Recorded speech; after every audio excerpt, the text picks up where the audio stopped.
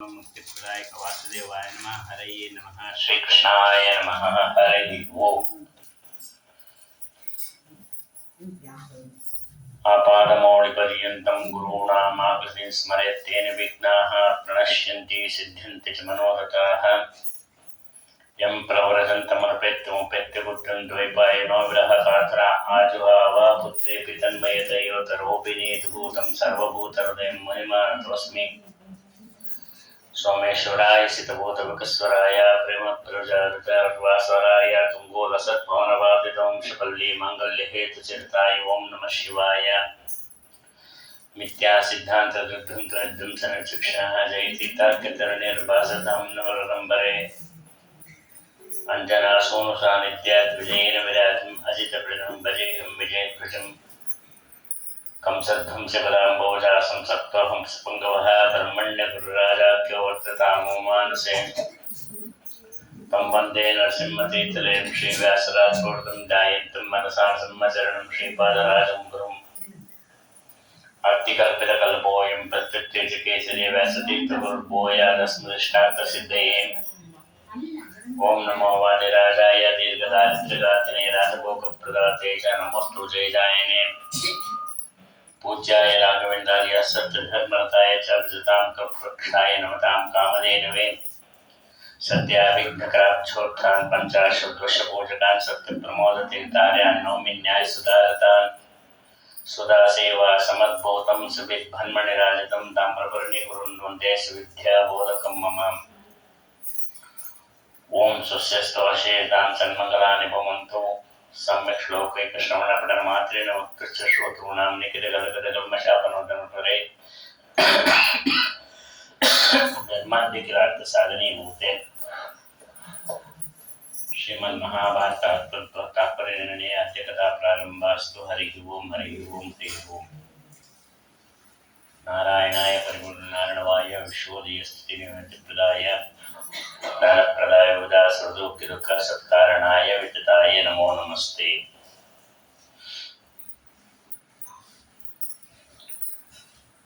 ಏನು ಒಂದು ವಾರದಿಂದ ಮಹಾಭಾರತ ತಾತ್ಪರ್ಯನಿರ್ಣಯದ 2 ಅಧ್ಯಾಯ 11 ಮತ್ತು 12.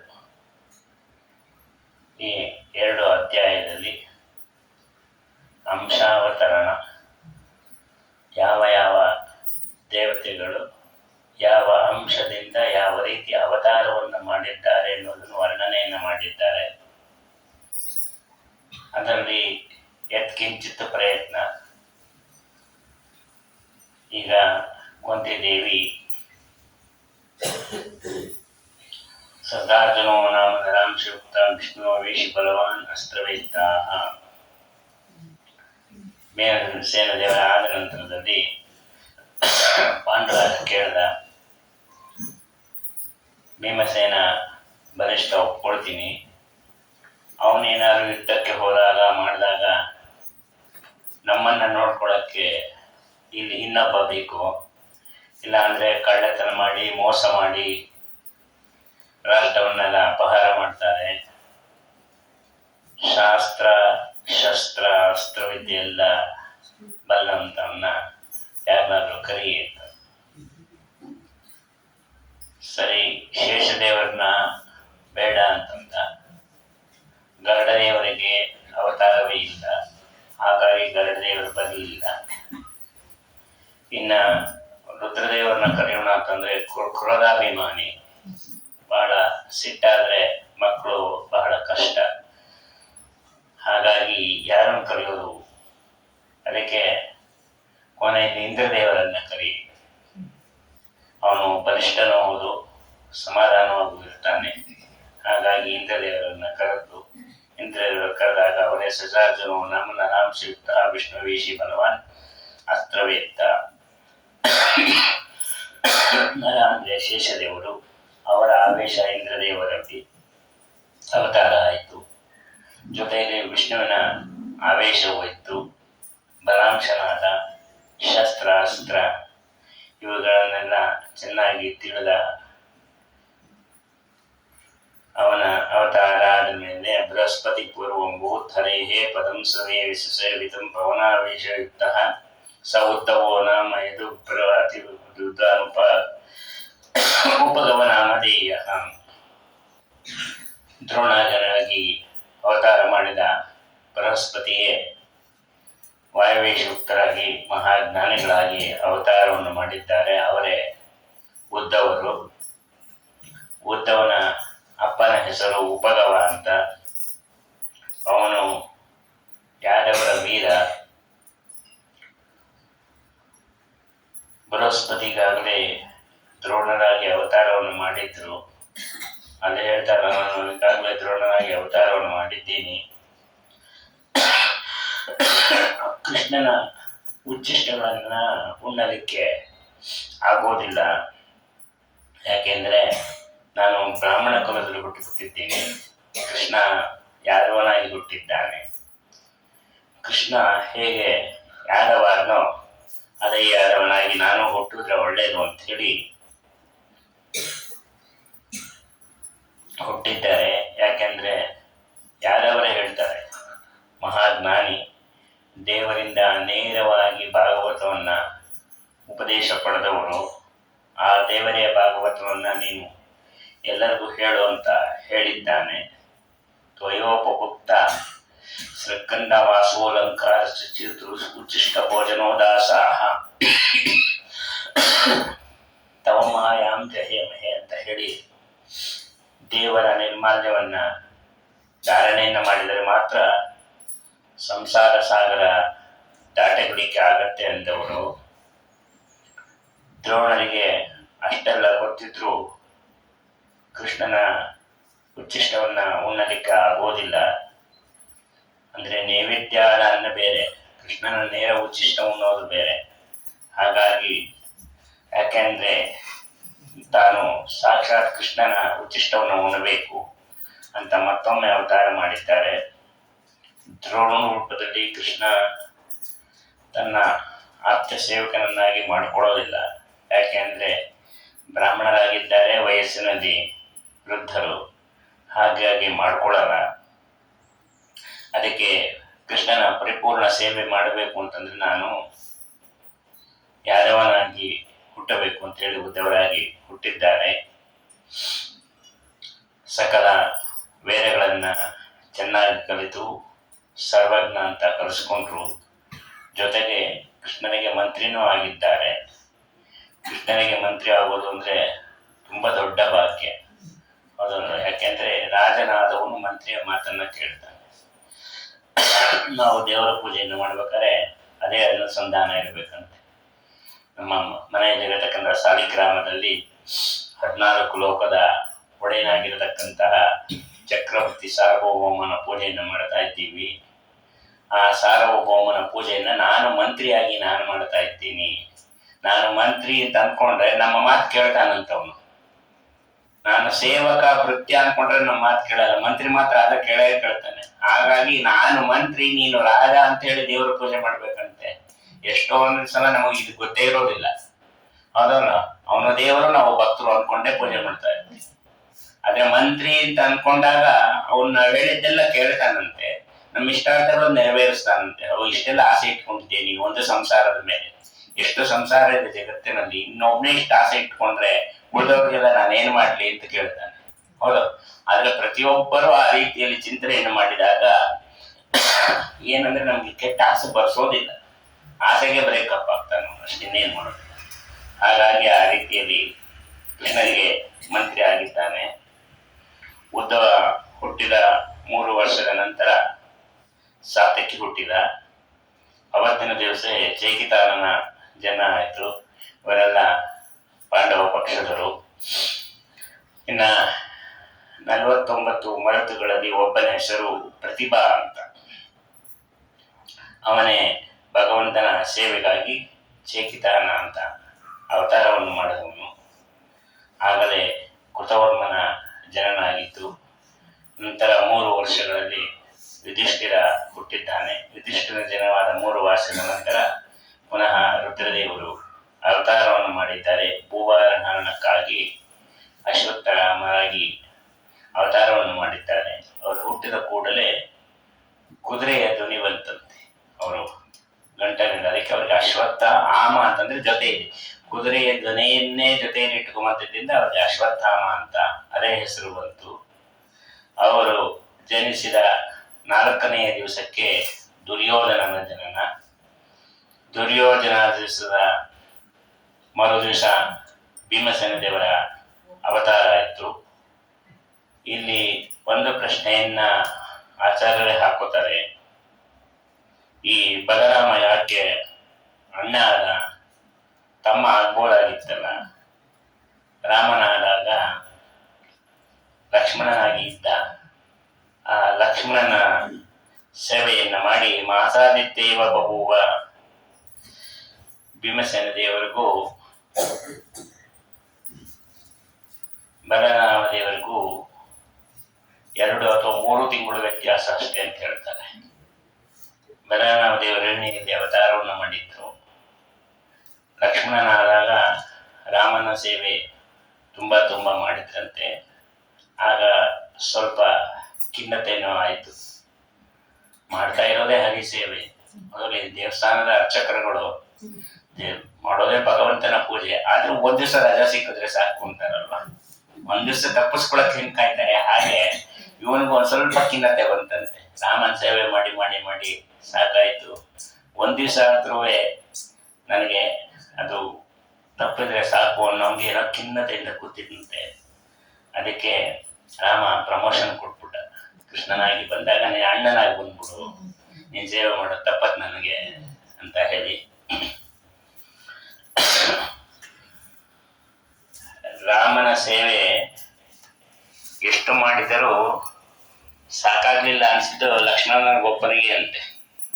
ಆದ್ರೂ ಎಲ್ಲ ಆದ ಮೇಲೆ, ರಾಮದೇವರು ಪಟ್ಟಾಭಿಷೇಕ ಎಲ್ಲ ಆದ ಮೇಲೆ ಸ್ವಲ್ಪ ಹಾಯ್ ಅನ್ನಿಸ್ತಂತೆ. ಇನ್ನು ರಾಜ್ಯಕ್ಕೆ ಬಂದಿದ್ದೀವಿ, ರಾಮನ ಒಬ್ಬನೇ ಮಾಡ್ಬೇಕಾಗಿಲ್ಲ, ಇನ್ನೂ 4-5 ಜನ ಯಾಕಂದ್ರೆ ನನ್ನ ಕೈಲಿ ಆಗದಿದ್ದಾಗ ಅವ್ರಿಗೆ ಯಾರಿಗಾದ್ರು ಹೇಳ್ಬೋದು, ಮಾಡ್ತಾರೆ ಅಂತ. ಅದಕ್ಕೆ ನೀನು ಹಂಗೆ ಅನ್ಕೊಂಡಿಲ್ಲ, ಅದಕ್ಕೋಸ್ಕರ ನಿನ್ನ ಅಣ್ಣನಾಗಿ ಹುಟ್ಟಿಸ್ದೆ. ಯಾಕೆಂತಂದ್ರೆ ಲಕ್ಷ್ಮಣನಾಗಿ ಇದ್ದಾಗ ನೀನು ಪುಣ್ಯ ಜಾಸ್ತಿ ಮಾಡ್ಬಿಟ್ಟಿದ್ದಿ, ಆ ಪುಣ್ಯ ಸಮತೋಲನ ಮಾಡ್ಬೇಕಲ್ಲ. ಅದಕ್ಕೋಸ್ಕರವಾಗಿ ಈಗ ಅಣ್ಣನಾಗಿ ನೀನು ನಮಸ್ಕಾರವನ್ನು ಮಾಡಿ ನಿನ್ನ ಪುಣ್ಯವನ್ನೆಲ್ಲ ವಾಪಸ್ ನಾನು ಪಡ್ಕೊಳ್ತೀನಿ ಅಂತ ಹೇಳ್ತಾರೆ. ಆದರೆ ಇದು ನಮ್ಮ ನಿಮ್ಮ ನಡುವೆ ಬರೋದಿಲ್ಲ. ಮನುಷ್ಯರ ಲೆಕ್ಕ ಬೇರೆ. ಅವ್ರು ಯಾಕೆ ದಿನ ಸಂದೇಹ ಮಾಡೋದು? ಈಗ ಹೋದ ಜನ್ಮದಲ್ಲಿ ಎಲ್ಲ ಮಾಡ್ಬಿಟ್ಟಿದ್ದಾರೆ, ಬೇಕಾದಷ್ಟು ಮಾಡ್ಬಿಟ್ಟಿದ್ದಾರೆ. ಅಲ್ಲ, ಅವನು ಪಾಪಿಷ್ಟ ಅದಕ್ಕೆ ಮಾಡ್ತಾ ಇಲ್ಲ ಅಂತ ಹೇಳ್ಬೇಕಷ್ಟೇ. ಪರಮ ಪಾಪಿಷ್ಟ ಸಂಧ್ಯಾವನೆ ಬಿಟ್ಟಿದ್ದಾನೆ ಅಂತ. ಹೌದಲ್ಲ? ನಮ್ಮ ಲೆಕ್ಕ ಬೇರೆ, ದೇವತೆಗಳ ಲೆಕ್ಕ ಬೇರೆ.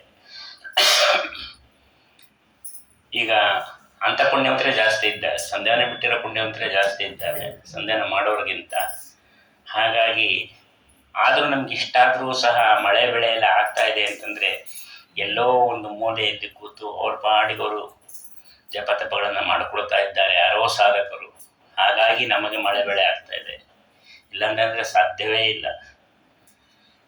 ಈಗ ಉದಾಹರಣೆ ಕೊಡಬೇಕು ಅಂದರೆ, ಪ್ರಸ್ತುತ ಪೀಠಾಧಿಪತಿಗಳಾಗಿರತಕ್ಕಂತಹ ವಿದ್ಯಾಶ್ರೀಷ ತೀರ್ಥರು, ಅವ್ರು ಈಗಿಂದ ಅಲ್ಲ, ನಾನು 2 ವರ್ಷ ಹುಡುಗ ಇದ್ದಾಗಿಂದ ಅವ್ರ ಮನೆ ಒಡನಾಟ ನಮಗೆ.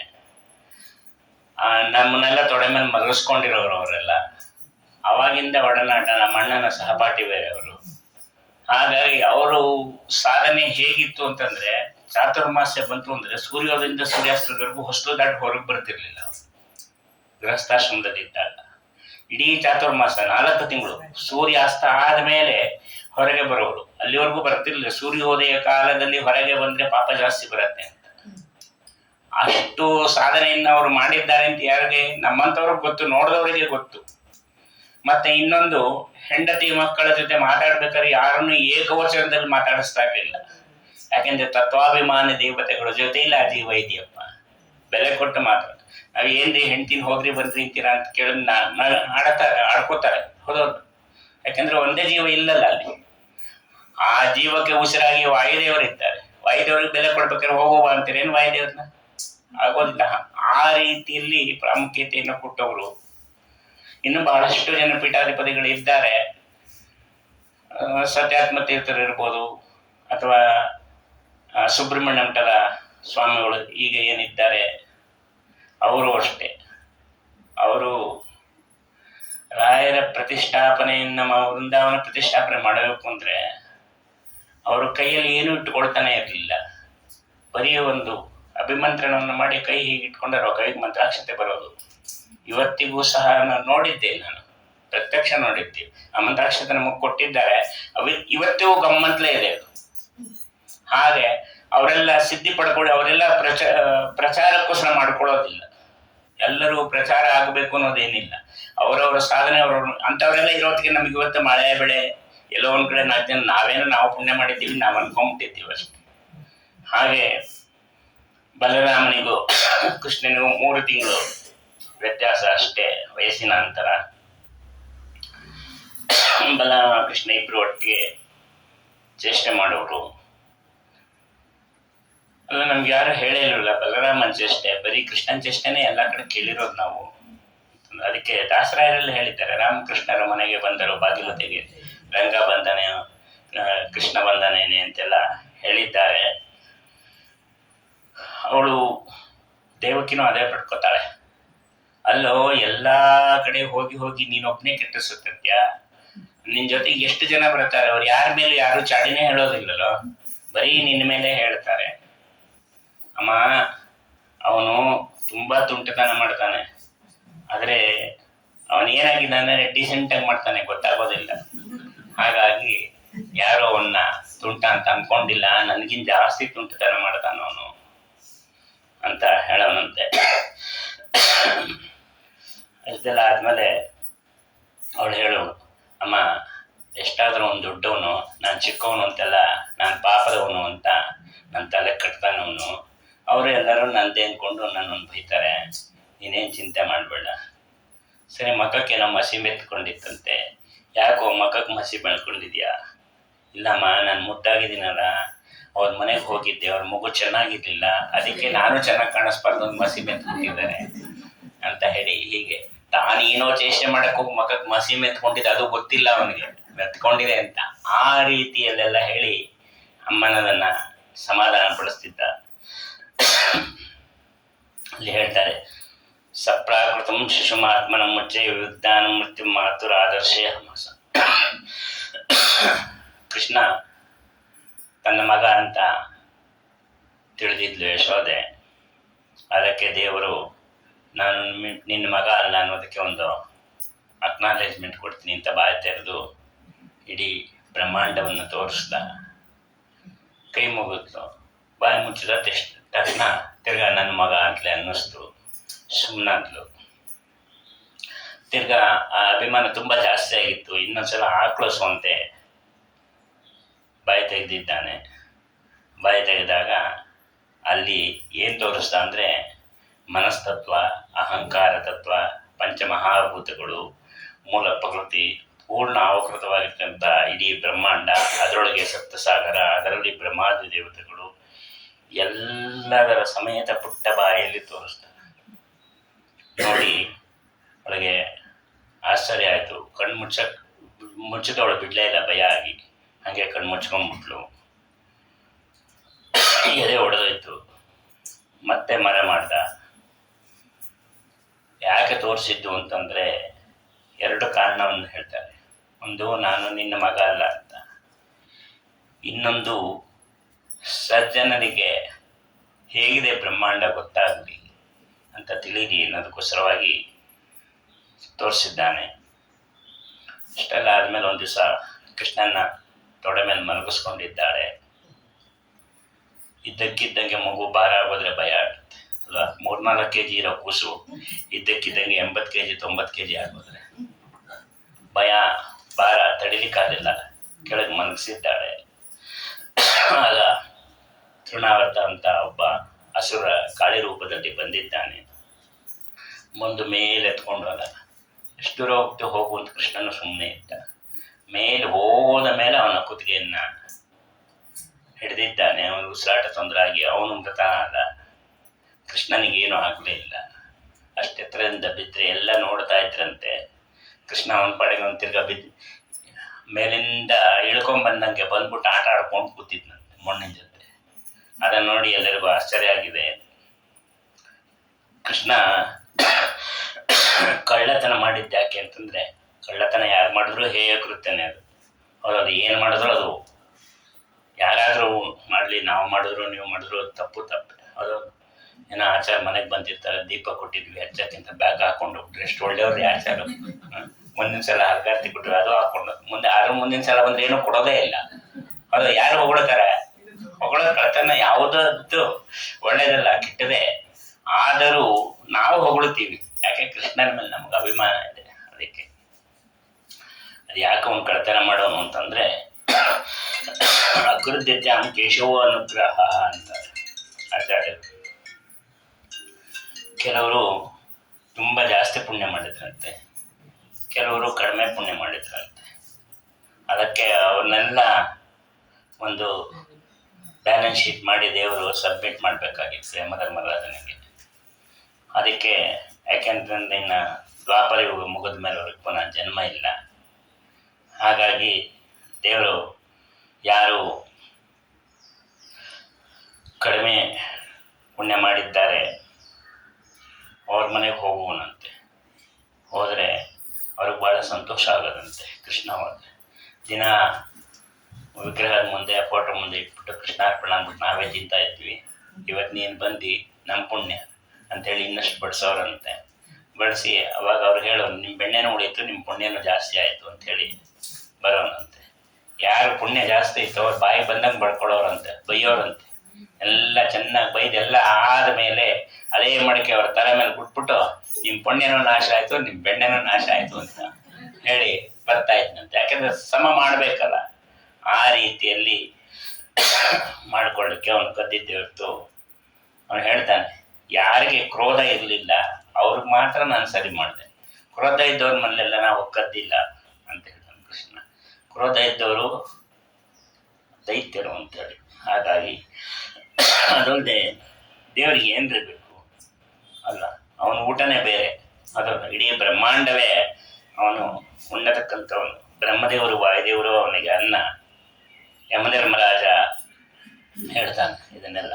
ರುದ್ರದೇವರು ಉಪ್ಪಿನಕಾಯಿ, ಗಣಪತಿ, ಸುಬ್ರಹ್ಮಣ್ಯ, ಕುಬೇರ ಅವರೆಲ್ಲ ಪಲ್ಯ, ಚಟ್ನಿ, ಕೋಸಂಬರಿ ಇದನ್ನೆಲ್ಲ ಮಾಡಿಕೊಂಡು ಉಣ್ಣತಕ್ಕಂಥ ಭಗವಂತ ಇಡೀ ಜಗತ್ತನ್ನು ತಿನ್ನೋನು. ಇವ್ರ ಮನೆ ಹಾಲು ಬೆಣ್ಣೆ ಎಲ್ಲಿಗೆ ಸಾಕಾಗತ್ತೆ ಅವನಿಗೆ? ಯಾತಿಗೆ ಬೇಕಾಗಿತ್ತು ಅವನಿಗೆ ಅಂತ ಹೇಳ್ತಾರೆ. ಹಾಗೆ ಅವನು ತಿಂದಿದ್ದು ಯಾಕೆಂದರೆ ತನಗಾಗಿ ತಿಂದಿದ್ದಲ್ಲ, ಅವ್ರನ್ನೆಲ್ಲ ಉದ್ಧಾರ ಮಾಡಲಿಕ್ಕೋಸ್ಕರವಾಗಿ ತಿಂದಂತೆ ಮಾಡಿದ್ದಾನೆ. ಅವ್ರನ್ನೆಲ್ಲ ಆನಂದ ಸಾಗರದಲ್ಲಿ ತೇಲಿಸಬೇಕಿತ್ತು, ಅದಕ್ಕೋಸ್ಕರ ಹಾಗೆ ಮಾಡಿದ. ಇದಾದಮೇಲೆ ನಕುಲ ಸಹದೇವರಾಜನನ್ನ ಮಾದ್ರಿ ಪಾಂಡುರಾಜನ ಹತ್ರ ಕೇಳ್ತಾಳೆ, ಕುಂತಿಯ ದಶೆಯಿಂದ ನಿನಗೆ 3 ಮಕ್ಕಳಾಗಿದೆ, ಸಂತೋಷ. ನಾನು ಮಕ್ಕಳಲ್ಲದೆ ಇದ್ದವಳು. ಕುಂತಿ ಮತ್ತು ನಿನ್ನ ಅನುಗ್ರಹ ಅಂದರೆ ನನಗೂ ಒಂದು ಮಗು ಆಗತ್ತೆ. ನೀನು ಕುಂತಿಗೆ ಹೇಳು ನನಗೆ ಮಂತ್ರೋಪದೇಶ ಮಾಡುವಂತೆ. ಪಾಂಡುರಾಜ ಕೇಳಿದ್ದಾಳೆ. ಅದನ್ನು ಬಂದು ಕುಂತಿಗೆ ಹೇಳ್ದ. ಅವಳು ಹೇಳಿದ್ಲು, ನಾನು ಯಾರ್ಯಾರಿಗೂ ಆ ರೀತಿ ಮಾಡೋ ಹಾಗಿಲ್ಲ, ಮಾಡಬಾರ್ದು, ಆದರೆ ಗಂಡನ ಮಾತು ಮೀರೋ ಹಾಗಿಲ್ಲ. ನೀ ಹೇಳ್ದಿ ಅಂಥೇಳಿ ಮಾಡ್ತೀನಿ ಅಂತೇಳಿ ಮಂತ್ರೋಪದೇಶ ಮಾಡ್ತೀನಿ. ಒಂದೇ ಒಂದು ಸಲ ಹೇಳಬೇಕು ಅದು. ಆಮೇಲೆ ಕುಂತಿ ಮಾತು ಹೇಳಿದ್ಲು, ಒಂದೇ ಒಂದು ಸಲ ಹೇಳಿ ಬಿಡಬೇಕು, ಯೂಸ್ ಆ್ಯಂಡ್ ಥ್ರೋ ಇದ್ದಂಗೆ. ಇನ್ನೊಂದು ಸಲ ಹೇಳಿದ್ರೆ ಆ ಮಂತ್ರದಿಂದ ನಿನಗೇನು ಫಲ ಸಿಗೋದಿಲ್ಲ, ಹೇಳಬಾರ್ದು. ಸರಿ, ಇವಳು ಈಗಾಗಲೇ ಮಂತ್ರ ಹೇಳಿ 3 ಮಕ್ಕಳನ್ನ ಕರೆದುಬಿಟ್ಟಿದ್ದಾಳೆ. ನಾನು ಒಂದು ಮಂತ್ರ ಹೇಳ್ತೀನಿ, ಒಂದೇ ಮಗು ಸಾಕು ಅಂತ ಇದ್ದಾಳೆ. ಯಾವ್ದಾದ್ರು ದೇವತೆಗಳು ಜೋಡಿಯಾಗಿ ಬರೋರು ಯಾರಿದ್ದಾರೆ ಅಂತ ಯೋಚನೆ ಮಾಡಿದ್ಳು ಅವಳು. ಕಡೆ ಪಕ್ಷ 2 ಮಕ್ಕಳಾದರೂ ಇರಲಿ ನನಗೆ ಅಂತ ಹೇಳಿದೆ. ಆಗ ಅಶ್ವಿನಿ ದೇವತೆಗಳು ನೆನಪಾಯಿತು. ಅವರು ಯಾವಾಗಲೂ ಒಬ್ಬರೇ ಇರೋದೇ ಇಲ್ಲ, ಒಬ್ಬರನ್ನ ಕರೆದ್ರೆ 2 ಬರೋರೆ. ಕೆಲವರು ಮನೆಯಲ್ಲಿ ಗಂಡನ ಕರೆದ್ರೆ ಹೆಂಡತಿನೂ ಕರ್ಕೊಂಡು ಬರ್ತಾರಲ್ಲ, ಹಂಗಿದ್ದಂಗೆ ಅವರು ಒಟ್ಟಿಗೆ ಲಕ್ಷ್ಮೀನಾರಾಯಣರು ಅಂತೇಳಿ ಆ ರೀತಿಯಲ್ಲಿ ಇವರು ಬರೋರೆ. ಅಶ್ವಿನಿ ದೇವತೆಗಳು ಹುಟ್ಟಲಿ ಅಂತ ಕೂಡಲೇ ಬಂದೇ ಬಿಟ್ರು. ನಕುಲ ಅಣ್ಣನಾದ, ಸಹದೇವ ತಮ್ಮನಾಗಿದ್ದಾನೆ. ನಂತರ ಭೀಮಸೇನ ದೇವರು ಪ್ರತ್ಯಕ್ಷ ವಾಯುದೇವರೇ. ಇನ್ನು ಉಳಿದ 4 ಮಕ್ಕಳಲ್ಲೂ ವಾಯುದೇವರು ಪುನಃ ಆವಿಷ್ಟರಾಗಿ ಅದರಲ್ಲಿ ಅರ್ಜುನನಲ್ಲಿ ವಿಶೇಷ ಆವಿಷ್ಟ ಅಂತ ಹೇಳ್ತಾರೆ. ಯುಧಿಷ್ಠಿರನಲ್ಲಿ ಸೌಮ್ಯ ರೂಪದಿಂದ ವಾಯುದೇವರಿದ್ದರು. ಯುಧಿಷ್ಠಿರ ಅಂದರೆ ಯಮಧರ್ಮರಾಜ. ಎಷ್ಟು ಕಟ್ಟುನಿಟ್ಟು, ಎಷ್ಟು ಸ್ಟ್ರಿಕ್ಟ್ ಆಗಿರಬೇಕು, ಎಲ್ಲದಕ್ಕೂ ತಾಳ್ಮೆಯಿಂದ ಹೇಳ್ತಾ ಇದ್ದ. ಯಾಕಂದ್ರೆ ವಾಯುದೇವರು ಸೌಮ್ಯ ರೂಪದಿಂದ ಇದ್ದಿಂದ ಇರು ಇರು ಇರು ಅಂತ ಎಲ್ಲರೂ ಸಮಾಧಾನ ಪಡಿಸಿ ತಾನು ಸಮಾಧಾನದಿಂದ ಇದ್ದಿದ್ದು. ಹಾಗಾಗಿ ಇನ್ನು ಅರ್ಜುನನಲ್ಲಿ ಪರಾಕ್ರಮಿಯಾಗಿದ್ದ, ನಕುಲನಲ್ಲಿ ಸುಂದರನಾಗಿದ್ದ. ನಕುಲನಷ್ಟು ಇಡೀ ಜಗತ್ತಿನಲ್ಲಿ ಯಾರೂ ಸುಂದರ ಇಲ್ಲ, ಅಷ್ಟು ಸುಂದರ ರೂಪ. ಹೇಳ್ತಾರೆ ಭೀಮಸೇನ ದೇವರಿಗೆ 32 ಲಕ್ಷಣಗಳಿದ್ದರೂ ಅದು ಎಲ್ಲರಿಗೂ ತೋರಿಸ್ತಿಲ್ವಂತೆ. ಭೀಮಸೇನ ದೇವರು 32 ಲಕ್ಷಣಗಳನ್ನು ಯಾರು ಸೂಕ್ಷ್ಮವಾಗಿ ನೋಡ್ತಾರೆ, ಯಾರು ಜ್ಞಾನಿಗಳಿದ್ದಾರೆ ಅವ್ರಿಗೆ ಮಾತ್ರ ಕಾಣಿಸ್ಬೇಕು. ಬಾಕಿಯವ್ರಿಗೆಲ್ಲ ಅಷ್ಟು ಲಕ್ಷಣ ಕಾಣಿಸ್ತಾ ಇರಲಿಲ್ಲ. ಅವರೆಲ್ಲ ಲಕ್ಷಣ ಅಂತ ಯಾರು ಅಂದರೆ ನಕುಲ ಅಂತಲೇ ಹೇಳೋರು. ಆ ರೀತಿಯಲ್ಲಿ ನಕುಲನಿಗೆ ಸುಂದರ ರೂಪ. ಇನ್ನು ಒಳ್ಳೆಯ ನೀತಿ ರೂಪದಿಂದ ಸಹದೇವನಲ್ಲಿ ಇದ್ದಾರೆ. ಹೀಗೆ ವಾಯುದೇವರು ಒಂದೊಂದು ರೂಪದಿಂದ ಪುನಃ 4 ಜನರಲ್ಲಿ ಆವಿಷ್ಟರಾದರು. ಇನ್ನು ಭೀಮಸೇನ ದೇವರು ಅಂತಂದರೆ ಏ ಗುಣ ನಾಮ ಜಗತ್ ಪ್ರಸಿದ್ಧ ಎಂತೇಷು ತೇಷು ಸ್ಮರದಶಂತಿ ಸಾಕ್ಷಾತ್ ಮಹಾಭಾಗವತ ಪ್ರಫಲಂ ಶ್ರೀಮಂತಮೇನು ಹನುಮಂತ ಮಾಹು. ಜಗತ್ತಿನಲ್ಲಿ ಯಾವ ಯಾವ ಸದ್ಗುಣಗಳು ಅಂತ ಇದೆ ಅದೆಲ್ಲವೂ ಇದ್ದದ್ದೇ ವಾಯುದೇವರಲ್ಲಿ. ತಮ್ಮಲ್ಲಿದ್ದ ಸದ್ಗುಣಗಳಲ್ಲಿ 4 ಮಾತ್ರ ಅವ್ರಿಗೆ ಹಂಚಿ ಉಳಿದದ್ದು ತಮ್ಮಲ್ಲೇ ಇಟ್ಕೊಂಡಿದ್ರು ಅಂತ ಹೇಳ್ತಾರೆ. ವಾಯುದೇವರು ತಾನು ವಾಯುದೇವರು ಅಂತ ಎಲ್ಲರಿಗೂ ಗೊತ್ತಾಗೋದು ಬೇಡ ಅಂತಾನೆ 32 ಲಕ್ಷಣ ತೋರಿಸ್ತಾ ಇರಲಿಲ್ಲ. ಮತ್ತು ಇವರು 5 ಜನನೂ ಸಹ ಇಂದ್ರ ಪದವಿಯಲ್ಲಿ ಇದ್ದವರು. ಅರ್ಜುನ ಅಂತೂ ಇಂದ್ರನೇ, ಅದು ಬಿಟ್ಟು ಕೃಷ್ಣನ್ನು ಸೇರಿ 5 ಜನನ ಹೇಳ್ತಾರೆ. ಕೃಷ್ಣ ಇಂದ್ರ ಪದವಿಯಲ್ಲಿ ಇದ್ದ. ಯಾವಾಗ ಅಂದರೆ ಯಜ್ಞನಾಮಕ ಪರಮಾತ್ಮ ಆಳ್ತಾ ಇದ್ದಿದ್ದು. ಅದಾದ ನಂತರ ಸ್ವರೋಚಿಷ ನಂತರ ರೋಚನಾಮಕ ವಾಯುದೇವರೇ ಭೀಮಸೇನ ದೇವರ ಅಲ್ಲಾಯಿತು. ಇನ್ನು ಸತ್ಯಜಿತ್ ಎಂಬ ಹೆಸರಿನಿಂದ ಯಮಧರ್ಮರಾಜ ಇಂದ್ರ ಪದವಿಯಲ್ಲಿ ಇದ್ದ. ಅರ್ಜುನ ಅಂತೂ ಸ್ವಯಂ ಅವನೇ ಇಂದ್ರನೇ ನೇರವಾಗಿ ಬಂದಿದ್ದಾನೆ. ಇನ್ನು ಮಂತ್ರದ್ಯುಮ್ನ ಅಂಥೇಳಿ ಅಶ್ವಿನಿ ದೇವತೆಗಳು, ಅವರು 6 ಮತ್ತು 7ನೇ ಮನ್ವಂತರದಲ್ಲಿ ಇದ್ದರು. ಪಾಂಡವರು ಕ್ಷತ್ರಿಯರಾಗಿ ಹುಟ್ಟಿದ್ರಿಂದ ಕ್ಷತ್ರಿಯರ ಪದ್ಧತಿಯಲ್ಲಿ ಏನೇನು ಸಂಸ್ಕಾರ ಇತ್ತೋ ಎಲ್ಲವೂ ಆಯಿತು. 12ನೇ ವರ್ಷಕ್ಕೆ ಎಲ್ಲರಿಗೂ ಕ್ಷತ್ರಿಯರಲ್ಲಿ ಉಪನಯನ. ಹಾಗಾಗಿ ಎಲ್ಲರಿಗೂ 12ನೇ ವರ್ಷಕ್ಕೆ ಉಪನಯನ ಆಯಿತು. ಪರಮಾತ್ಮನಿಗೆ ಅತ್ಯಂತ ಬೇಕಾದವರಾಗಿ ಪಾಂಡವರು ಇದ್ದರು. ಇದಷ್ಟು ಮಹಾಭಾರತ ತಾತ್ಪರ್ಯ ನಿರ್ಣಯದ 11 ಮತ್ತು 12ನೇ ಅಧ್ಯಾಯದ ಅಂಶಾವತರಣ. ಈ ಅಂಶಾವತರಣದ ನಂತರದಲ್ಲಿ ಹೇಳಬೇಕಾದ್ರೆ ಹೇಳ್ತಾ ಇದ್ದಾರೆ,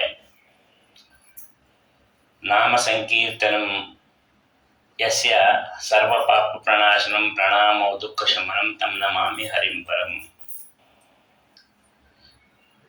ಇಲ್ಲಿ ಯಾವುದೇ ಪುರಾಣವನ್ನು ಕೇಳಿದಾಗ ಜ್ಞಾನಿಗಳ ಅಥವಾ ಯಾವ್ದಾದ್ರು ಮಹಾತ್ಮರ ಚಿರಂಜೀವಿಗಳ ಕಥೆಯನ್ನು ಕೇಳಿ ಮುಕ್ತಾಯ ಮಾಡಬೇಕು ಅಂತ ಒಂದು ಅನುಸಂಧಾನ. ಇಲ್ಲಿ ಮಾರ್ಕಂಡೇಯ ಮಹಾಭಾಗ ಸ್ವಲ್ಪ ಕಲ್ಪಾಂತ ಜೀವನ ಅಂತ ಹೇಳಿ ಮಾರ್ಕಂಡೇಯ ಋಷಿಗಳು 7 ಕಲ್ಪ ಆಯುಷ್ಯನ ಪಡೆದುಕೊಂಡವರು. ಚಿರಂಜೀವಿಗಳಾಗಿರುವಾಗ ಪರಮಾತ್ಮ ಏನು ಬೇಕು ಅಂತ ಕೇಳಿದ್ರೆ, ವಟಪತ್ರಶಾಹಿಯಾಗಿ ನೀವು ಮಲಗಿರ್ತೀಯಲ್ಲ ಅದನ್ನು ನೋಡಬೇಕು. ನಮಗೆಲ್ಲ ಅವೆಲ್ಲ ಅನ್ಸೋದೇ ಇಲ್ಲ ನೋಡಬೇಕು ಅಂತ. ಅವ್ರು ನೋಡ್ರಿ ಅಷ್ಟು ಕೇಳಿದ್ದಾರೆ ಅಷ್ಟೇ. ಒಂದು ದಿವಸ ಸಾಯಂಕಾಲ ಸಂಧ್ಯಾ ವಂದನೆಗೆ ಅಂತ ಹೋಗಿದ್ದಾರೆ. ಇದ್ದಕ್ಕಿದ್ದಂಗೆ ಪ್ರವಾಹ ಬಂದಿದೆ. ಎಲ್ಲ ಕಡೆಯಿಂದ ಮಳೆ ಪ್ರವಾಹ ಎರಡೂ ಒಟ್ಟಿಗೆ ಬಂದಿದೆ. ಸುತ್ತ ನೀರು ತುಂಬಿದೆ. ತಮ್ಮ ಪಂಚಪಾತ್ರ ಉದ್ಧರಣೆ ಎಲ್ಲಿ ಕೊಚ್ಕೊಂಡು ಹೋಗುತ್ತೋ ಅಂತ ಹಿಡ್ಕೊಳ್ಳಿಕ್ಕೆ ಹೋದರು, ಸಿಗಲಿಲ್ಲ. ಅವರು ಕೊಚ್ಕೊಂಡು ಹೋದ್ರು. ಆ ಕಡೆ ಈ ಕಡೆ ಎಲ್ಲ ಬಿಸಾಡ್ತಾ ಇದೆ, ಎಲ್ಲಂದ್ರಲ್ಲಿ ಬಿಸಾಡ್ತಾ ಇದೆ, ಏನು ಕಾಣಿಸ್ತಾನೇ ಇಲ್ಲ. ಆಗ ದೂರದಲ್ಲೆಲ್ಲ ಒಂದು ಸಣ್ಣ ಬೆಳಕು ಕಾಣಿಸ್ತು. ಸರಿ ನೋಡೋಣ ಅಂತ ಹೋಗಿದ್ದಾರೆ. ಹತ್ರ ಹೋದಾಗ ಭಗವಂತ ತನ್ನ ಕರಾರವಿಂದೇನ ಪದಾರವಿಂದನ್ ಮುಖಾರವಿಂದೇನ ನಯಾನಯಂತಂ ಅಂತ ಹೇಳಿ ತನ್ನ 2 ಕರಗಳಿಂದ ಪದಾರವಿಂದ ಪಾದದ ಬೆರಳನ್ನ ಮುಖಾರವಿಂದೇನ ಮುಖದಿಂದ ಚಿಬುತ್ತಾ ಇದ್ದಾನೆ. ಅದನ್ನು ನೋಡಿ ಎಲ್ಲ ಮರ್ತೋಯ್ತು ಇವ್ರಿಗೆ, ಎಲ್ಲ ದುಃಖ. ಹೌದಲ್ಲ, ಏನಿಲ್ಲ, ನಾವು ಈ ತಿರುಪತಿಲಿ ಹೋಗಿ ಕ್ಯೂನಲ್ಲಿ ಕೂತ್ಕೊಂಡು ಒದ್ದಾಡ್ಕೊಂಡು ಮಾಡ್ಕೊಂಡು ದೇವ್ರ ದರ್ಶನ ಆದ ತಕ್ಷಣ ಕಣ್ಣಲ್ಲಿ ದಡ ದಡ ನೀರು ಬರುತ್ತೆ ಖುಷಿಗೆ, ಎಂಥ ದರ್ಶನ ಆಯಿತು ಅಂತೇಳಿ. ಅಂಥದ್ರಲ್ಲಿ ಪ್ರತ್ಯಕ್ಷವಾಗಿ ಪರಮಾತ್ಮನ ಕಂಡಾಗ ಯಾವ ದುಃಖ ಇರುತ್ತೆ, ಎಲ್ಲವನ್ನ ಮರೆಸ್ತಾನೆ. ದುಃಖ ಅಂತ ಮಾಯ ಇದೆ ಅವನಲ್ಲಿ. ಅದಕ್ಕೆ ಆನಂದನಲ್ಲಿ ಅಂತಲೇ ಹೇಳೋದು ತಿರುಪತಿಯಲ್ಲಿ. ಅಂತಹ ಭಗವಂತ ಆ ಪಟಪತ್ರಶಾಹಿಯಾಗಿ ಮಲಗಿದ್ದ